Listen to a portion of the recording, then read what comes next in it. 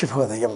శ్రియకాంతాజ కళ్యాణ నిధయేర్థినాం శ్రీవేంకట నివాసాయ శ్రీనివాసాయ మంగళం. కార్తీక మాసం శనివారం శ్రీ వెంకటేశ్వర స్వామి వారిని ఆరాధన చేద్దాం.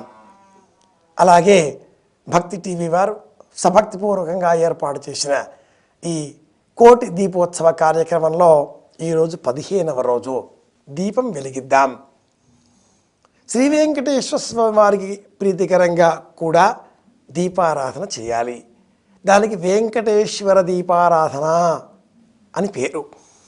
బియ్యం పిండి, పాలు, బెల్లం ఈ మూడింటిని కూడా కలిపి దంచి ఉండ చేసి కలిపి దాన్ని దీపం ప్రమిద వలె చేసి అందులో వత్తి వేసి కరిగించిన నేతితో ఆ వత్తులను తడిపి వెలిగించాలి.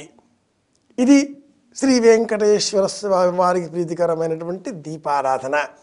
మనలో వైరాగ్య వర్తి సంయుక్తే, వైరాగ్యం వత్తి, దీప ప్రమిద శరీరం, తైలం భక్తి భావనలు, ఇలా ఎన్నో వ్యాఖ్యానాలను దీపం గురించి మనం చెప్పుకుంటూ ఉంటాం.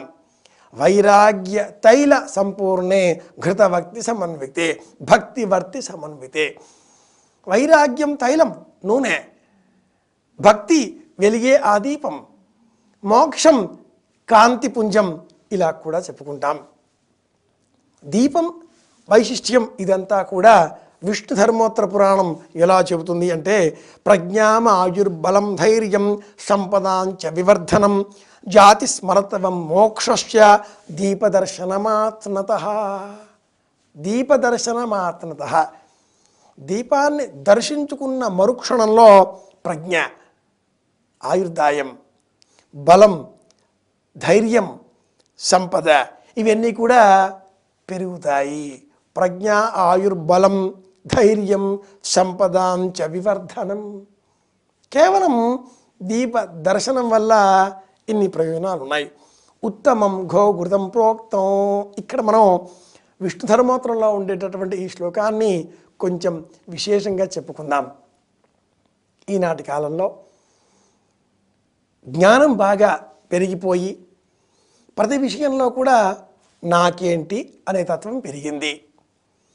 దీపం వెలిగించే సమయంలో అనేకులు 2 ఒత్తుల, 4 ఒత్తుల, 5 ఒత్తుల ఇలా తమ జ్ఞానశక్తికి అనుగుణంగా నన్నయ్య నుంచి నా వరకు అని కవులు ఎలా మహాకవులుగా మారిపోయారో, అలాగే వ్యాసుడు నుంచి నా వరకు అంటూ అనేకులు పౌరాణికులు గొప్ప పండితులుగా కీర్తింపబడుతున్నారు. వాళ్ళ విషయం పక్కన పెట్టేస్తే దీపం గురించి విష్ణు ధర్మోత్తర పురాణం ఏం చెబుతుంది అన్నది జ్ఞాపకం తెచ్చుకుంటే, ఘృత దీపం, నేతి దీపం సర్వశ్రేష్టమైనటువంటిది. ఈ కార్తీక మాసంలో ఉదయం వేళన వెలిగించేటటువంటి దీపం నేతి దీపం అయి ఉండాలి.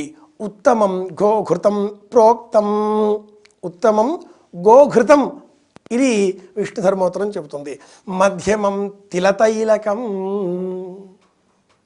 నూనెతో వెలిగించే దీపం, నువ్వుల నూనెతో వెలిగించేటటువంటి దీపం మధ్యమం. సూర్యాస్తమయ సమయంలో నువ్వుల నూనెతో దీపం వెలిగించాలి. అధమం మధు తైలస్య. ఇంకా వేరే తైలాలు మనకు లభిస్తున్నాయి. అది మధు తైలము లేదా ఆవ నూనె లేదా అడవులలో లభించేటటువంటి ఇతర చెట్లకు సంబంధించిన జంతు మాంసాదులతో ఉడకబెట్టి లభించిన, పుష్పములను రంగరింపజేసి లభించిన అనేక తైలాలు లభిస్తున్నాయి. కొబ్బరి నూనె కూడా ఒక తైలమే వీటిల్లో ఒకటి. ఇవన్నీ కూడా అధమాధమం అంటూ విష్ణు ధర్మోత్తరం చెబుతుంది.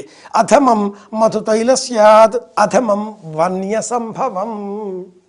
కనుక నెయ్యి దీపం, నూనె దీపం ఈ రెండే శ్రేష్టం. ఉత్తమం గోఘృతం ప్రోక్తం, మధ్యమం తిలతైలకం, అధమాధమం వాన్య సంభవం అంటూ విష్ణు ధర్మోత్తర పురాణం చెబుతుంది.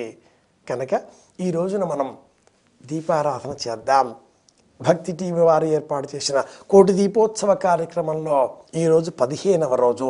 సభక్తిపూర్వకంగా మనం కూడా ఒక దీపం వెలిగిద్దాం.